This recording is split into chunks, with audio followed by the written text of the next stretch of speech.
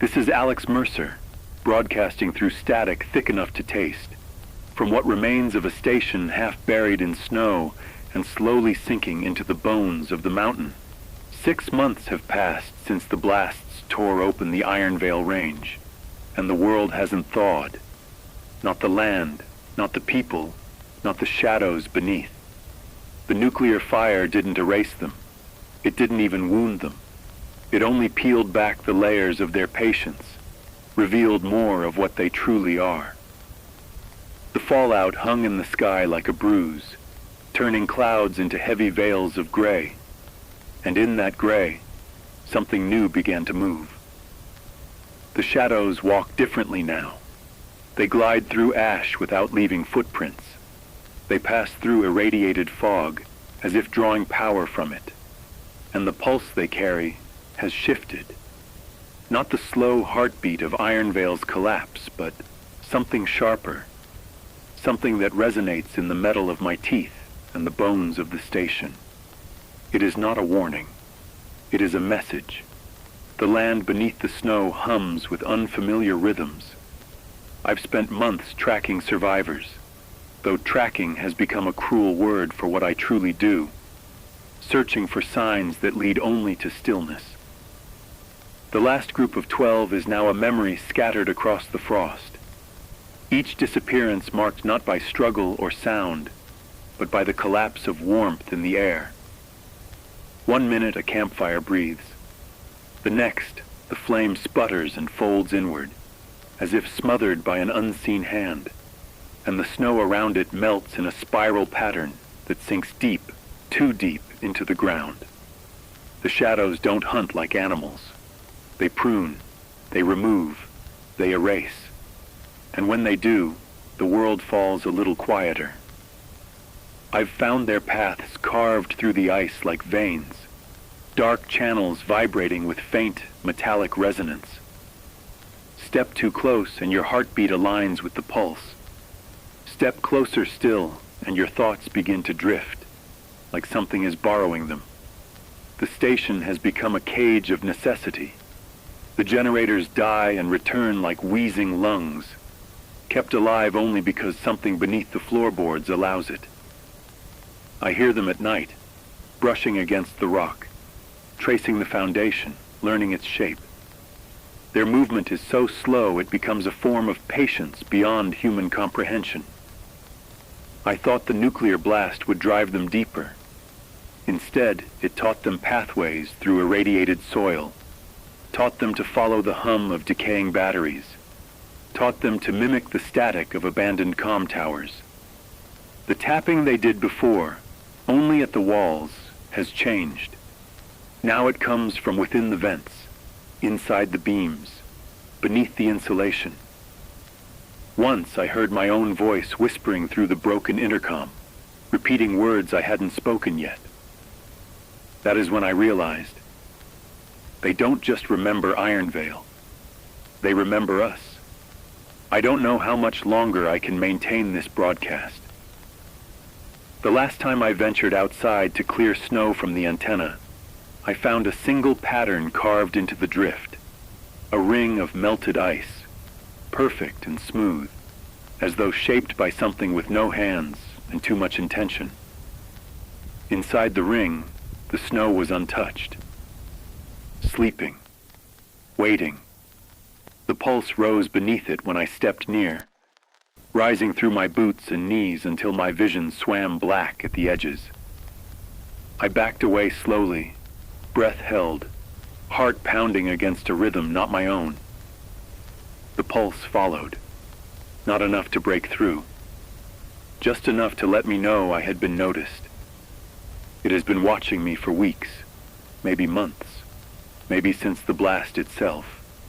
This is Alex Mercer, still alive, still listening. If you can hear this, stay away from the mountains. Stay away from the tunnels beneath them. Do not trust the stillness of snow or the silence of frozen ground. The pulse is growing stronger. The shadows are learning faster. And the world we once understood is dissolving beneath their patient, deliberate movement. I don't know what they want, but I know what they are becoming. And if the patterns I've seen are correct, something larger is waking deep below. Something the blast didn't kill, only stirred. Stay moving, stay cold, stay unseen. This is Alex Mercer. I will broadcast again, if I'm still here to do it. This is Alex Mercer, broadcasting with a shaking signal and an even shakier hand. To anyone still listening, anyone who hasn't abandoned the frequencies entirely, something is happening beneath the Ironvale range. Something bigger than the shadows, bigger than what destroyed the city, bigger than anything I've ever felt through the earth. I woke an hour ago to a tremor. Not one of the usual thin, rhythmic pulses the shadows use to track movement, but a deep, rolling shift that cracked the ice outside the station like an eggshell. It didn't feel like the ground was shaking. It felt like the mountain took a breath. The pulse has changed, not broken, not stopped, changed. What used to be that steady, patient thrum, the heartbeat-like signal the shadows always carried, has been drowned out by a slower, heavier resonance. It vibrates everything. The beams, the floor, my lungs. It comes in waves that feel miles wide. When it hits, the static in the radio falls silent, like the air itself is holding its breath. The shadows near the station have stopped moving. They're not retreating. They're not advancing. They're waiting. For what? I don't know. But whatever it is, even they seem to recognize it. For months, I believed the shadows were the threat, the aftermath, the entity that followed Ironvale's destruction out into the world. But now I'm certain they were only fragments, extensions, something like nerves, filaments, pieces of a larger organism buried deep beneath the range, dormant until the blast woke it. The shadows weren't hunters. They were scouts, and the pulse was never their heartbeat. It was its heartbeat. The mountain didn't just contain them. It was part of them. And the detonation, the fire that carved the stone open, didn't kill it. It stirred it, irritated it, woke it. Earlier today, I saw something I still don't have the words for. Through the snowstorm, far across the valley, the side of the mountain shifted. Not like a landslide, not like rockfall. The ridge arched upward by inches, just inches, but enough to send avalanches tumbling down its flank. It wasn't natural movement. It was too smooth, too intentional. The shadows reacted immediately. They froze mid-motion, bodies half emerged from drifts or stone. Then, in perfect unison, every one of them sank into the ground, vanishing as if the earth softened beneath them. I watched rings of darkened snow form where they disappeared, and then, nothing. No sound, no pulse, just an immense low pressure in the air like a storm about to break. I've been picking up new seismic signatures, long drawn-out vibrations that don't match any tectonic pattern. They're spaced at precise intervals, each lasting 52 seconds, each deeper than the last. I think they're not tremors. I think they're breaths, or maybe something even slower, a heartbeat on the scale of continents. If the shadows were once the size of men or animals, whatever lies beneath Ironvale is measured in miles, and it's waking up. The station can't withstand this. The beams groan every time the resonance rolls through. Dust falls from the ceiling in fine sheets, drifting like ash. I've shut off the generators, not for safety, but because the pulse keeps sinking to them, making the motors turn at unnatural rhythms. The shadows used to mimic machinery. Now the machinery is mimicking something older, something deeper. If you're hearing this, I need you to understand. The Ironvale shadows were never the threat. They were only the heralds, the first symptoms of something vast turning in its sleep. And that sleep is ending. I don't know if it's alive in the way we understand life, or if it's something born from the collision of rock and metal and resonance beneath the earth. But I know it is aware. It is listening, and the tremors growing across the range are not random. They are communication, a language spoken through stone. This is Alex Mercer, and if this will be my last broadcast, let it be clear. Do not come near the mountains. Do not think the nuclear fire saved you. It only woke what the shadows obey. Something old, something patient, something big enough that the ground itself answers to it. Stay far away, as far as you can go, because the mountain is waking, and when it rises, the world will feel it. This is Alex Mercer, broadcasting through a storm that hasn't stopped in 8 days, from a world buried under its own ashes. If you can hear my voice through the static, you're living through the black winter, the winter we made ourselves. 6 months have passed since the last nuclear detonation. 1 year since the first missiles crossed the sky and lit the world like a dying sun, and the earth has finally gone quiet. Too quiet. The old weather systems are gone. The clouds have become sheets of gray iron, dragging shadows across continents without ever breaking. Daylight feels like a rumor now. We live in a world where the sun is a pale suggestion behind poisoned skies, and the snow that falls doesn't melt. It accumulates in layers like geological time. Each snowfall, another chapter of the war's mistakes. They say the ash will circle the globe for years. They say the winter will last even longer. But no one knows for sure because the meteorological satellites we relied on are dead, blinded by EMPs or drifting aimlessly in orbit. All we have left are radio voices like mine, telling the truth as best we can, while the world freezes underneath us. This winter isn't natural.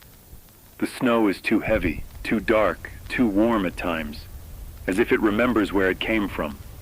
Burnt forests, collapsed cities, melted machines. I'm looking outside the station window right now, watching the sky drop another sheet of gray flakes that crackle with static when they hit the ground. People used to joke about nuclear snowstorms in old movies, but there's no humor left in it now. Entire nations are encased in ice. Highways have disappeared under 20 feet of ash-packed drifts. Forests hang frozen like skeletal cathedrals, branches sagging under the weight of the fallout. And the worst part is the silence. The wind doesn't howl like it used to.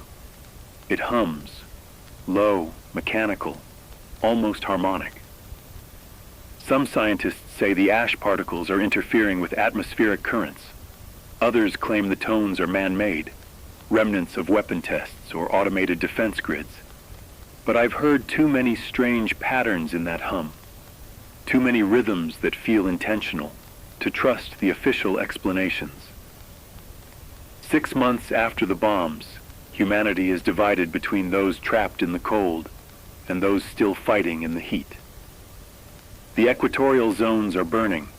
Wildfires, war fires, drone strikes, scorched farmland, deserts expanding like open wounds.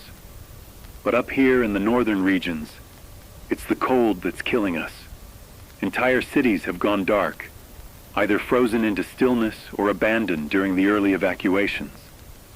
Refugee convoys travel south on foot because the vehicles freeze or stall. I've spoken to survivors who say the snow whispers at night. Maybe it's just the wind against broken structures. Maybe it's trauma. Or maybe the world is remembering the war too vividly.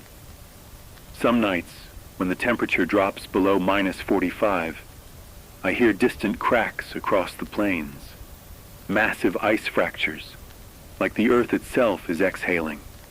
And under those fractures, I swear I hear echoes, low, resonant, almost like the pulse that haunts the mountains back west. Maybe the war awakened more than just geopolitical nightmares. Maybe the Earth is answering back. Resources are dwindling. Food deliveries are sporadic. The last convoy that tried to reach the northern sector vanished without a distress call. People are burning furniture, books, trash, anything that will hold a flame without poisoning them. Governments, what's left of them, broadcast tight-lipped updates about restructuring, containment zones, and controlled ration protocols. Don't believe those phrases. They don't control anything anymore. The black winter controls us. The sky controls us. The cold does not negotiate, and neither do the people desperate enough to survive it. I've intercepted military transmissions hinting at something called Operation Glacial Veil, unknown purpose, unknown origin. The messages keep referencing thermal anomalies beneath the ice sheet and unexpected subterranean resonance. Maybe it's infrastructure collapsing under the weight. Maybe it's classified bunkers waking from hibernation. Or maybe the war didn't just tear apart nations. Maybe it tore open something underneath us. I'm not saying it's the same pulse that haunted Ironvale, but the patterns feel familiar. Too familiar. If you're out there listening, don't trust the calm. The worst storms come after the long silences. If you see the snow turning silver, or hear the wind hum in a steady rhythm, seek shelter immediately. If you smell metal in the air, move. If the ice cracks beneath your feet, and the vibration feels deliberate, run. This is Alex Mercer, broadcasting from the edge of a world turned to winter. Keep your fires small, your radios warm, and your hope, if you still have any, alive. I'll stay on the air as long as the generator holds. Stay safe out there. Stay human, and stay warm. This is Alex Mercer, broadcasting from a station that feels smaller every day, as if the snow outside is tightening its grip around the walls. If you're hearing this, then you're listening to the sound of a world fraying at every edge. In the last 24 hours, everything has changed. North, south, above, and below. Whatever Black Winter was before, it's becoming something else now. And for the first time since this war began, I'm not sure humanity is fighting humanity anymore. I'm going to start with the transmissions tied to Operation Glacial Veil, because they're no longer whispers. This morning, I intercepted a string of military codes from a bunker east of the polar front, talking about thermal ruptures beneath the frozen plate. A reconnaissance drone detected cavities under the ice, massive hollow structures carved in geometric patterns, far too clean to be natural. They're arranged like a network, spreading beneath the sheet for hundreds of miles. The bunker commander described them as ribs of a sleeping machine before the audio cut to static. The last intelligible phrase from the channel, "It's waking. Pull the teams now." No coordinates. No survivors confirmed. Just silence, and a rising heat signature under the ice that shouldn't exist in a world buried by nuclear winter. Something under there is generating warmth, pressure, movement, and the hum in the wind gets louder every hour. Now to the south, the so-called refugee belt, the band of nations just warm enough to grow food, just cold enough to avoid the ash storms. It's collapsing, hard. Thermal maps show tens of millions trying to move through a corridor already stretched thin by famine and riots. Armies that once fought world powers are now fighting starving families for control of the river valleys and geothermal zones. I got a message from a relief pilot before her signal died mid-flight. Her voice was shaking as she said, "It's not politics anymore. It's survival versus extinction." Whatever unity humanity had left is dissolving in the heat. Meanwhile, the cold up here is sharpening, like it's watching, waiting. But the most immediate threat hit us locally. They're calling it the humming storm, but that doesn't do it justice. Imagine a blizzard where the flakes glow faintly, each one flickering like a dying ember. Imagine clouds that move like machinery, smooth, rotating, with a rhythm. Not wind, rhythm. The storm rolled through last night with no warning. The hum it carried wasn't natural wind vibration. It was patterned, like code. The snow didn't fall straight. It spiraled, forming rings around the station, tightening like an iris. Every electronic device, radios, lights, even the generator, vibrated in sync with the storm's pulse. And then something else happened. Something worse. New voices came through the radio. Not military, not governments, survivors, real ones. Their signals shouldn't have reached me. Wrong frequency, wrong range. But the storm must have bent the airwaves. For 2 minutes, I heard 3 different people, all talking over each other in panic. A man shouting about black shapes rising from a frozen lake and pulling soldiers under.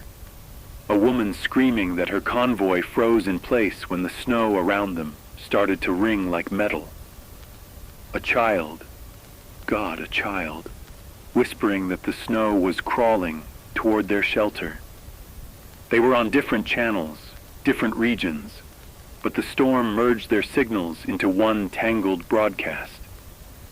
Then the voices vanished, cut off in perfect unison, as the hum hit a higher pitch. And then someone else came through, not crying, not panicking. A calm voice, too calm, speaking in a slow, measured tone, repeating a phrase I've never heard in any language. The storm amplified it, echoed it. For a moment, it felt like the entire sky was speaking, and when the hum finally stopped, the voice went silent, as if cut with a knife. I've replayed the recording 10 times. It sounds less like speech and more like awakening. And here's the part that's going to keep me awake tonight. The hum didn't stop when the storm left. It went underground. My floorboards vibrate every few minutes, short bursts followed by long, slow pulses, the same rhythm I heard in the military intercepts, the same rhythm from beneath the ice, the same rhythm the survivors described as they vanished from the air. It's all connected. Glacial Vale, the refugee belt collapse, the humming storm, the rising voices. Something beneath this winter is waking up, and the war above it might be nothing more than a distraction. If anyone can hear me, stay away from the ice sheets. Stay away from the corridors of warmth. Stay away from storms that hum. And if you hear new voices on the radio, turn it off. This is Alex Mercer, still broadcasting, still alive. But I don't think the world below us is sleeping anymore. This is Alex Mercer, and I don't know how much longer this signal will hold. The world has shifted, literally. The tremors that have haunted the ice for months finally built to something the surface could no longer contain. The first breach happened at 0300 hours this morning. And if you're anywhere near the polar line, God help you. I watched the seismograph needle slam against the far edge of the gauge, bending metal as a roar thundered through the valley. So deep it sounded like the bones of the world were splitting. The ice sheet didn't just crack, it unfurled. Imagine a wound opening across a continent, glowing from within. For centuries, that ice lay untouched, miles thick, unmovable. Now it's peeling upward in colossal slabs, rising on columns of steam and black dust. Something underneath pushed its way toward the surface, something not shaped like rock or metal, or anything human hands ever built. The breach revealed walls of dark, glass-like material arranged in perfect, unnatural symmetry, glowing faintly like they're alive. It wasn't a collapse or a melt. It was an emergence. And the moment the ice tore open, the voice returned. Louder, sharper, more coherent. The same voice that whispered during the humming storm. the same cadence that echoed across radios and static channels. Only now, the transmission wasn't fragmented. It was purposeful. I recorded the signal and isolated the harmonic patterns. And that's when I realized something terrifying. The voice wasn't speaking words. It was speaking resonance, a vibration language meant for machines or structures, not human listeners. When slowed down, the pattern forms repeating sequences, not random, not natural, mathematical, almost like coordinates or instructions. 3 repeating pulses, 2 descending tones, then a pause, then a long sustained vibration that shakes the air like a held breath. And that final note, the long one, matches the tremors that preceded the breach. I don't think the voice predicted the event. I think it triggered it. While this was happening, during the chaos of the breach, I received a faint transmission from the group known as the Missing Convoy, the survivors who vanished inside that first humming storm.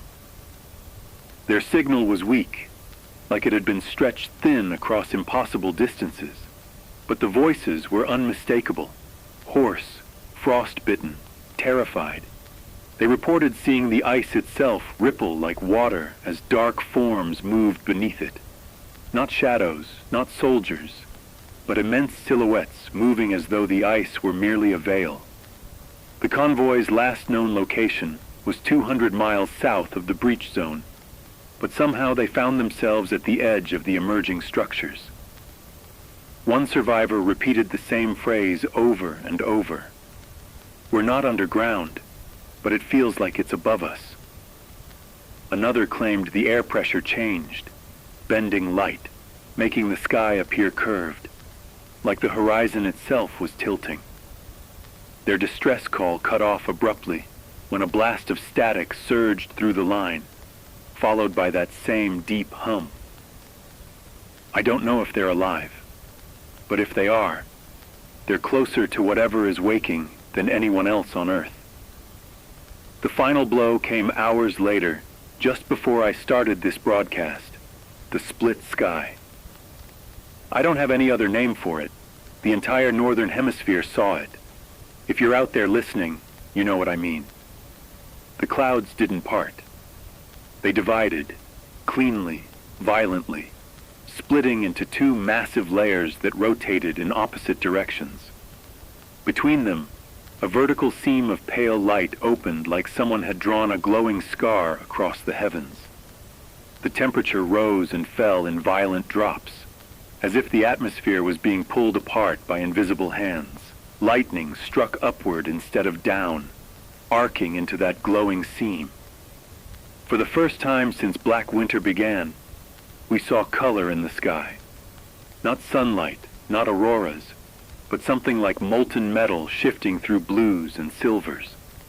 Every radio on every frequency burst alive with the same resonance, the same low note vibrating from ground to orbit. The split lasted exactly 9 minutes, and when the clouds closed, they sealed with a sound like a sigh. Long, exhausted, almost mournful. Now the world is holding its breath. The breach in the ice expands every hour. The humming storms are forming in predictable patterns, circular, synchronized, almost geometric. The voice repeats the same sequence every time the ice shifts, and the split sky, that wasn't a weather event. It was a reaction, a response. The atmosphere didn't know how to handle whatever signal burst from the breach, and it bent. If you hear this broadcast, stay away from the polar front. Stay away from the deep ice. Keep your radios warm but your volumes low. Something beneath the world is climbing upward, following patterns older than this war, older than humanity. It's not invading, it's awakening. This is Alex Mercer, broadcasting from a station perched somewhere between the mountains and the storms, though neither feel entirely real anymore. If you can hear this, breathe slowly, count your breaths. Hold on to them like they matter, because in some regions, breath is becoming the rarest resource of all. Over the past 19 hours, the atmosphere has thinned across several scattered zones. Not gradually, not like a climate shift or a weather anomaly. I mean entire pockets of land, kilometers at a time, where air density drops so sharply that fires extinguish themselves, drones fall from the sky, and animals collapse before they realize something is wrong. And the frightening part is, these zones aren't random, they're patterned. I first picked up signs of it before dawn. A convoy of refugees moving along the eastern steppe reported that their vehicle engines sputtered, not from mechanical failure but from starvation. Air starvation. Internal combustion needs oxygen the way we do. And when they crossed the boundary into the thinning zone, their engines gasped like lungs in a vacuum. When the survivors stepped out to inspect, most didn't make it 5 meters before collapsing. The lucky ones felt it quickly. Dizziness, ringing in the ears, a strange metallic pressure behind the eyes. They crawled back into the truck, shut the doors, tried to breathe. Some made it. Some didn't. Hours later, I received data from an outpost in the continental belt. Scientists who'd been tracking atmospheric pressure since Black Winter began. Their instruments confirmed impossible readings. Patches of the world where the air is being drained. Hollows forming in the atmosphere like something is pulling oxygen straight out of the sky. They said the drop is localized, precise, almost sculpted. And when I asked what could cause that, the line went silent. Then someone whispered, something is replacing it. The transmission cut out. Around midday, the first visual evidence came in. A drone feed from the Arctic Ring showing a valley of fog that wasn't fog at all. Just frozen moisture collapsing inward. No wind, no movement. Just a heavy stillness, as if gravity had increased only in that patch of land. Birds flying overhead dipped suddenly, wings flapping with frantic desperation, silhouettes shrinking until they disappeared behind the horizon. A few seconds later, the drone feed stuttered, wavered, and then froze entirely. The drone didn't crash. It just stopped transmitting, like the air swallowed its signal. I've seen a lot since Ironvale fell. Shadows that walk, stone that breathes, machinery that hums in languages we weren't meant to decipher. But this thinning, is something else. It's not sentient movement. It's not pursuit. It's not a creature. It feels like a reaction, like a shift in the planet's equilibrium, as if the world is being adjusted by a hand we cannot see. The strangest part is the shape of these zones. They don't spread outwards evenly. They form circles, perfect ones, overlapping like ripples in water, as if someone threw stones into the sky itself.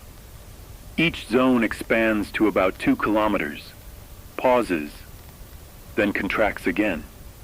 And every time it contracts, pressure around the perimeter increases, squeezing the air outward like a pulse. If you're caught in the inward phase, you suffocate. If you're caught in the outward phase, you feel like you're being forced backward by an invisible current. People have described it as breathing, but not in any natural sense. More like the atmosphere itself is being inhaled and exhaled by something deep below the crust. Remember Black Winter? The storms that carried resonance instead of lightning? Some of the same frequencies are present here, hidden in the infrasound range. I played the recordings back at 1% speed. What I heard wasn't static. It wasn't wind. It was the same tone that echoed through Ironvale before the collapse. Low, slow, intentional. A heartbeat, or a signal. Just before going live, I received a final transmission from a station south of the Boreal Divide. The operator's voice was calm, controlled, too controlled. She said the thinning zone had reached their ridge. Birds had vanished. Clouds were splitting. Snow wasn't falling anymore. It was hanging in the air. She said breathing felt like trying to pull air through a sealed filter. Then she said something that chilled me. We're not losing oxygen. Something is taking it back. Then the line went quiet. The pressure dropped here too, just enough to make my lights flicker and my ears ring. It passed, but it left a message behind on the instruments. A resonance spike identical to the one that triggered the ice breach a week ago. I don't know what's causing the atmosphere to vanish. I don't know if it's connected to whatever waits beneath the mountains or whatever stirred under the ice. But I know this. The zones are spreading. Slowly, methodically, studying, testing. If you're moving through open terrain, carry a flame, a small one, a lighter, a match. Test it often. If the flame stretches, you're near the boundary. If it sputters, turn around. If it dies instantly, run. Hold your breath if you can, but run. Stay near low ground. Pressure holds a bit longer there. Seal your shelters. Reinforce oxygen systems if you have them. Watch the sky. Light behaves strangely near thinning zones.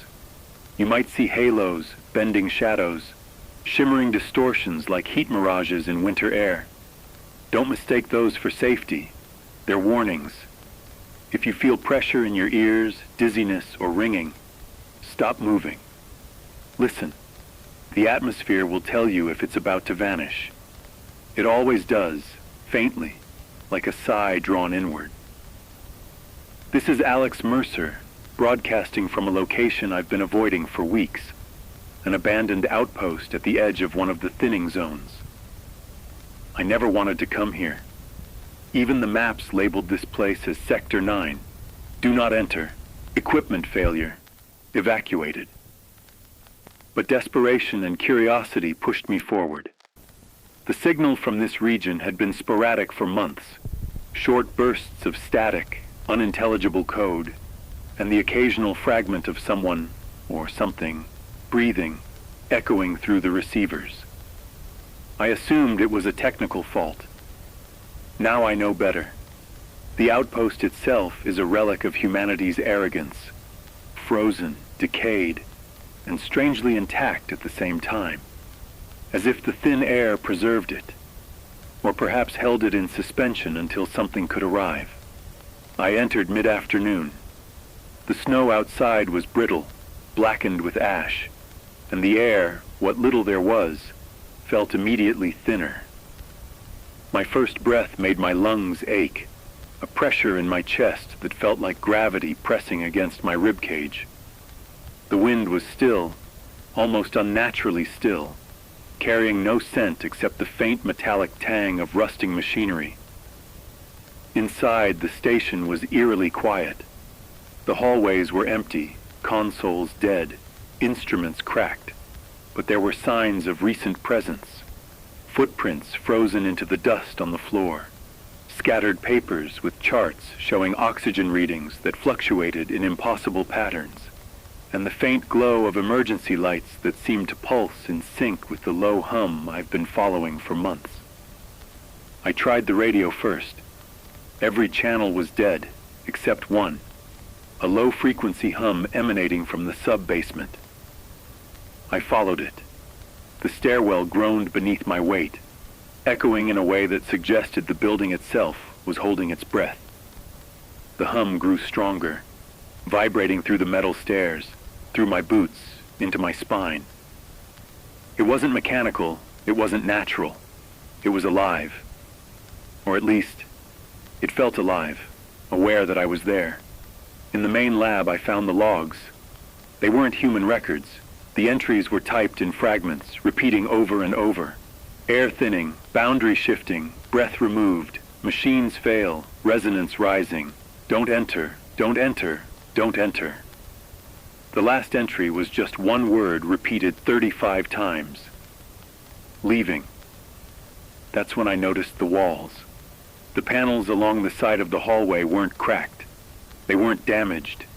They were bending, slightly, imperceptibly, as if the building itself was inhaling. I leaned close, pressed my palm to the steel, and felt it pulse, like a slow heartbeat. My instruments went haywire. Lights flickered violently. Even my breath synchronized with the pulse. Each inhalation forced, like I was connected to something larger than the atmosphere itself. The thinning zone wasn't just in the air. It was inside the walls, the floors, the very materials that made this station. The outpost wasn't abandoned. It had been claimed. The air wasn't just gone. Something else filled the space it left. I moved into the sub-basement. The hum was deafening now, a vibration that didn't come from speakers or machinery. The room was massive, far larger than the blueprint suggested, stretching into shadows that the weak emergency lights couldn't reach. And then I saw it, a structure rising from the floor. Not a wall, not machinery, not natural ice. Something black, smooth, and reflective, like obsidian glass. It spiraled upward in a twisting helix, reaching toward the ceiling. But the ceiling seemed wrong. The angle of the room shifted subtly as I watched, as though the space itself was bending around it. I held my breath, not out of caution, but because my body forced me to. The pulse synchronized with my own heart, and the reflection on the surface wasn't mine. Something else watched, something aware. I backed away, tried to call it in, but the radio only emitted a warped version of my voice. Words repeated backward, echoed, interfered with the hum. My instruments failed completely. The oxygen meter dropped from 19% to 14% within seconds. The doors, automatic, locked themselves. I realized then that the outpost was a trap, but not set by humans. The structure beneath the floor, the hum in the walls, the thinning air, they weren't defensive. They were testing me, measuring me, learning how I moved, how I breathed, how I survived. I don't know if I'll get out. I'm recording this as evidence, as a warning. If you hear this, don't enter the thinning zones. Don't follow the coordinates of abandoned stations. The air isn't just gone. It's replaced by something older, bigger, and infinitely patient. Something that doesn't breathe like we do, doesn't die like we do, and doesn't care about our plans. I can hear the pulse now in every corner of this room. It's rising, moving through the floors, climbing the walls, threading through the cables. And I know I am no longer alone. This is Alex Mercer, broadcasting from the broken outpost. If this signal continues, it means I'm still alive. If it cuts out, remember the air can vanish where you least expect it. This is Alex Mercer, broadcasting live from inside the broken outpost. I don't know how long the signal will hold. Everything here is warping around me, and the thinning air is no longer the only problem. Something beneath this structure pulses with intelligence. It moves through the walls, the floors, the ceilings, threading along the metal rails like veins in stone. And yet tonight, I heard something that gave me the first sliver of hope in months, a human voice. It started as static. At first I thought it was the outpost reacting, bending the radio waves in patterns too complex to interpret. But then I recognized it. English, clipped, hurried, unmistakably human. The voice came over a low-frequency band, one that had been dead for weeks, and it identified itself almost immediately. Mercer? Alex Mercer? This is Captain Rain, Northern Task Force Bravo. Repeat, Northern Task Force Bravo. Do you copy? My heart slammed against my chest. I double-checked the signal. It wasn't interference. Someone was trying to reach me from the surface. Someone was alive. I responded cautiously, keeping my own transmitter low so as not to trigger whatever is watching me. This is Mercer. I copy. Location. Uncertain. Outpost is compromised. Air thinning, structural anomalies, multiple unknown entities. I'm trapped. There was a pause. Static rushing like water through the line. Then Captain Rain spoke again. Calmer this time. Understood. You're in Sector 9, the thinning zones. We've tracked your beacon since it reactivated. We're moving in, but the route is compromised. Black winter fallout has shifted the terrain. Thermal anomalies, oxygen displacement. We've lost 3 reconnaissance units, advancing cautiously. I nearly dropped the radio. 3 units lost. I thought I was alone. I thought nothing else survived. And now, they're coming for me. But the outpost itself is alive. I can feel it. The pulse thrumming through the floors is no longer steady. It's aware, listening, waiting, timing. My instruments fluttered, lights dimming and surging like they were mocking me. Every time Captain Rain spoke, the hum synchronized perfectly, each word mirrored in the vibrations under my feet. I realized suddenly, the outpost knows I'm talking to the surface, knows someone is coming. They gave me instructions. Alex, we need coordinates. Any visual markers. Use the south corridor, bypass the sub-basement. Watch for whatever's inside. Move fast, but don't trigger it. Repeat, don't trigger it. I tried to respond. Tried to explain the structure spiraling beneath the sub-basement. The way the walls pulse with a heartbeat not my own. The voice on the other end paused. Then strangely said, understood. We'll adapt. Just keep your signal alive. Keep breathing.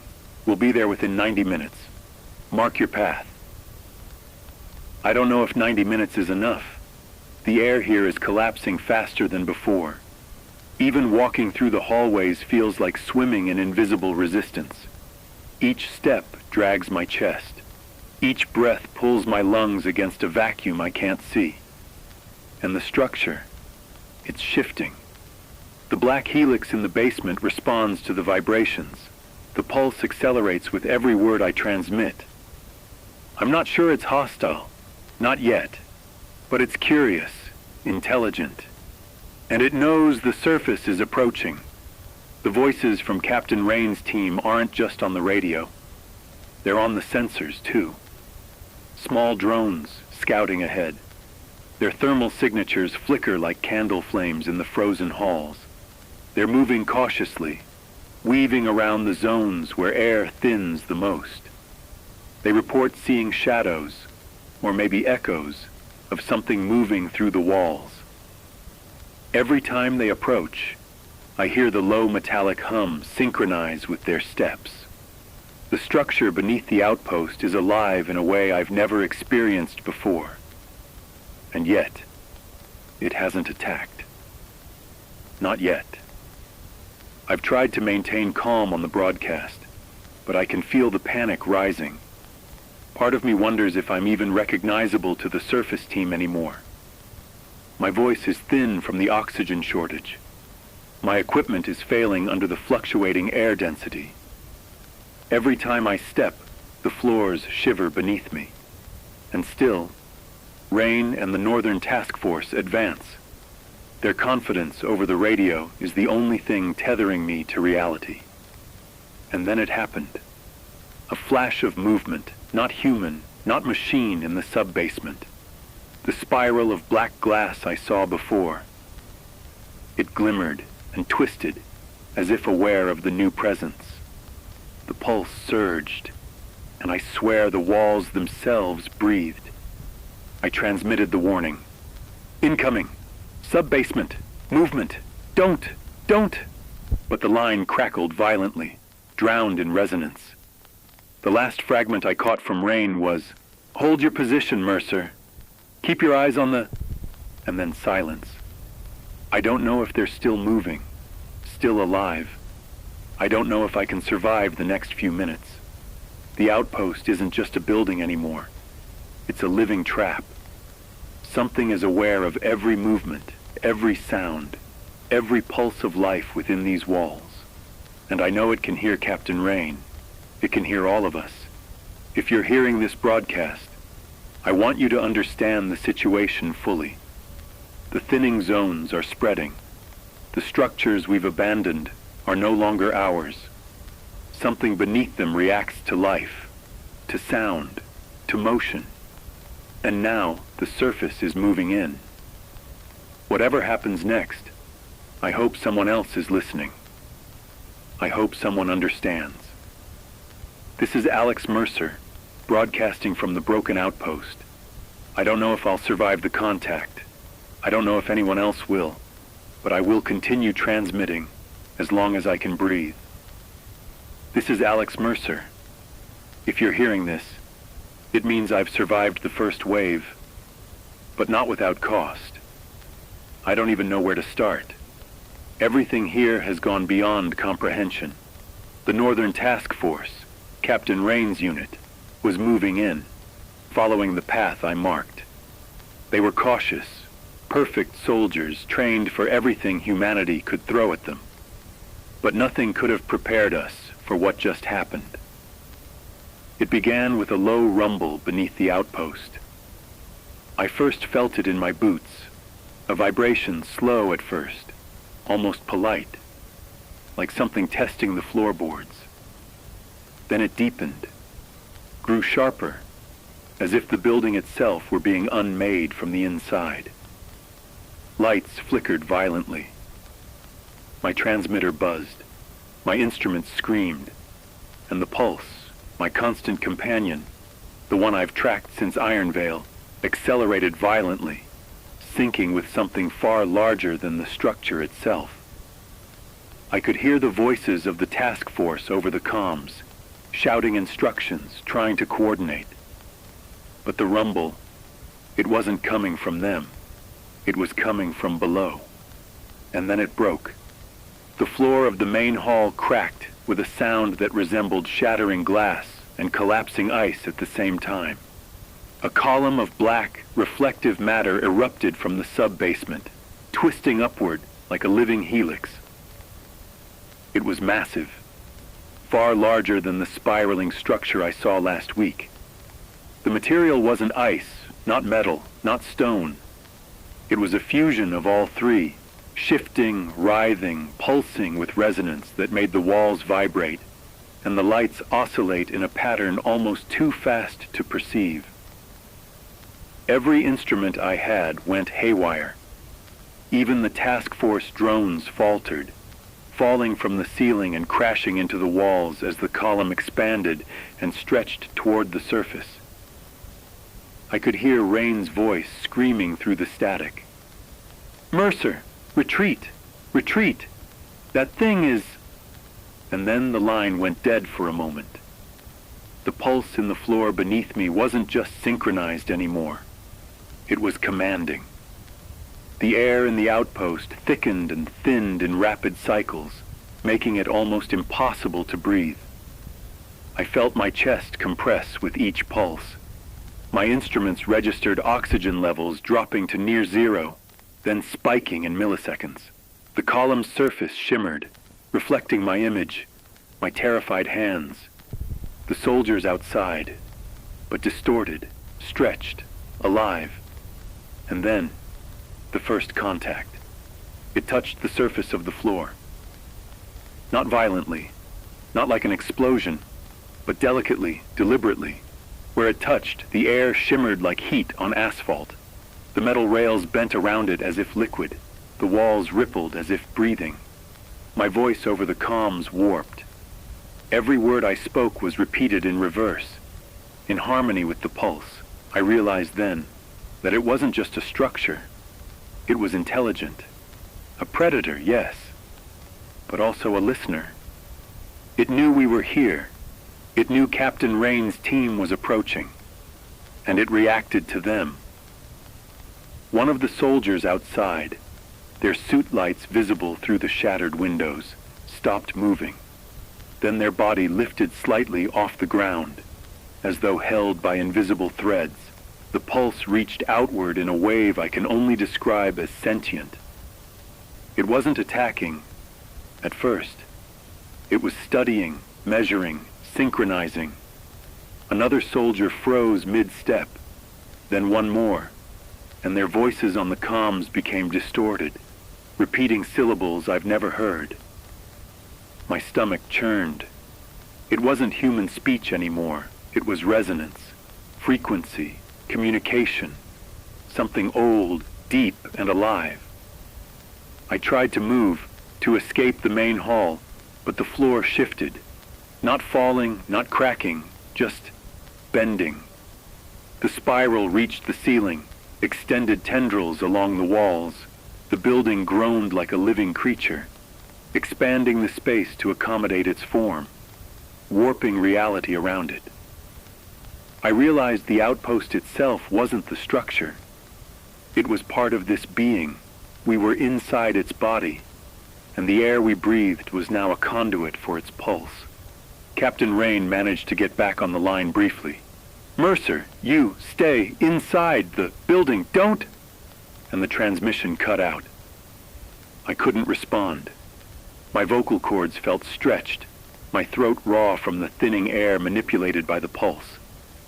And then, it pulsed outward. The entire floor flexed, sending waves of resonance through the walls, knocking out the last drones, destabilizing the ceiling. I pressed myself against the wall, counting my breaths. The pulse slowed slightly, almost contemplative. And then, impossibly, the tendrils of the column reached the surface. Outside, the horizon shifted. The sky itself seemed to bend around it, clouds parting in impossible arcs. Snowflakes froze mid-air, suspended in the pulsing field. I could see the first silhouettes of the Northern Task Force frozen in time, suspended just above the ground.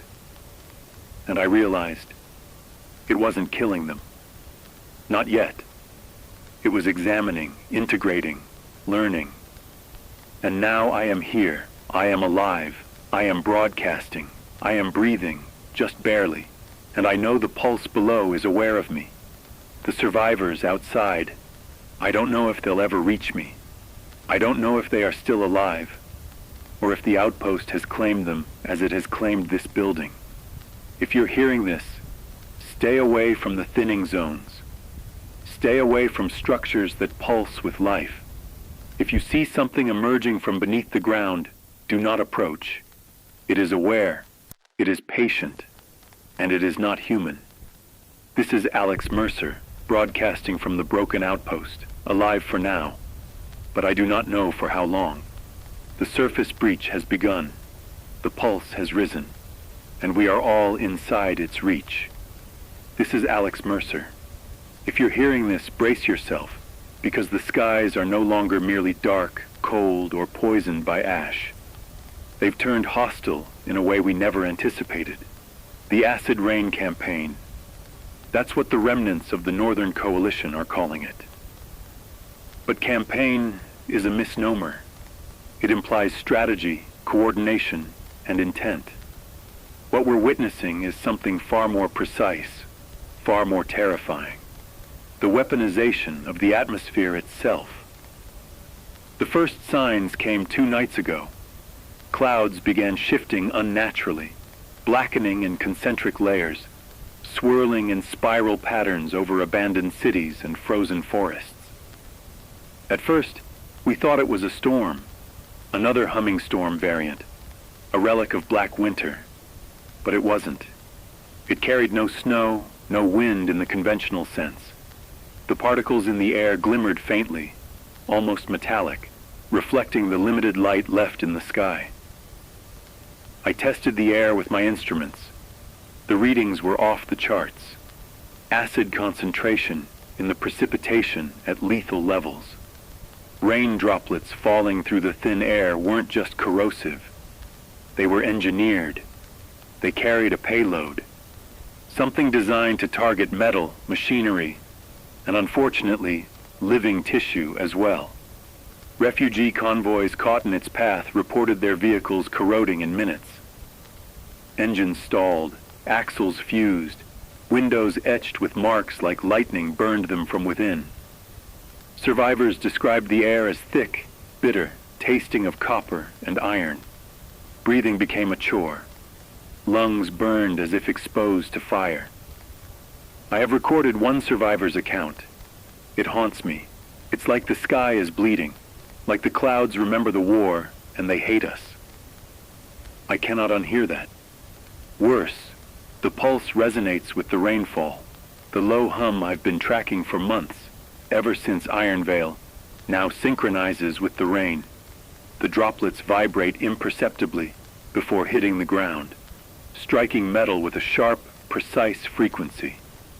Machines fail before the acid touches them. Generators, radios, even my own instruments flicker in the presence of this precipitation. It's as if the storm isn't just chemical.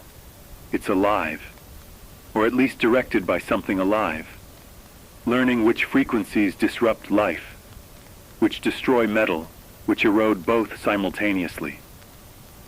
The coalition claims they are targeting enemy zones. In reality, they are hitting anything that moves in northern sectors, survivor camps, abandoned towns, supply lines. The storm doesn't discriminate. I watched a convoy of unarmed refugees retreat from a town as the first acidic drops began falling.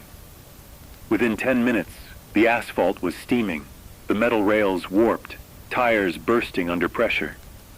The humans, well, some made it to shelter, but many did not. Those who did report hallucinations, nausea, and a strange sensation that the air itself was trying to pull their lungs apart. This is not warfare. It's experimentation. I have moved to higher ground to observe and record the storm. From here I can see it spread like ink over frozen land, tendrils of cloud curling into distant valleys. Occasionally, the low hum rises into a tone that vibrates my chest, as though the rain itself is speaking. I've tested my instruments repeatedly. The readings do not correspond to natural phenomena. Pressure anomalies, electric discharge within droplets, strange resonances detected in the subsonic range, all coordinated. And if I am reading this correctly, the storm is moving on calculated vectors, almost as if guided by intelligence. Survivors attempting to flee are caught in corridors of lethal air. Some build makeshift shelters, but the metal corrodes before they can finish, and wooden structures ignite under the heat generated by chemical reactions with the ash in the snow. There is no safe place in the open. Even caves, valleys, and abandoned buildings are not immune. The pulse beneath the earth interacts with the rain, amplifying the resonance, guiding it, perhaps even learning from those who try to survive. I cannot stress enough the urgency. If you are outside, find shelter immediately. Do not rely on metal for protection. Metal conducts both the pulse and the acid's energy. Cloth, stone, and packed earth are marginally safer. Water sources are contaminated before the acid hits them. The sky is no longer just hostile. It is an active battlefield, a weaponized landscape designed to kill anything above the frozen crust. I am documenting this for anyone who may survive. The storm's pattern repeats roughly every 4 hours, moving in arcs across northern valleys and ridges. If you must move, plan according to its arc. But remember this: the pulse tracks movement. It is no longer enough to hide from line of sight. The rain knows where you are. It reacts to heat, vibration, and frequency. Escape is possible, but only if you understand the environment as an enemy. This is Alex Mercer. Live from the northern ridge, watching the acid rain campaign unfold. Keep your radios close, your breath measured, and pray that the sky does not remember you. Because if it does, it will find you.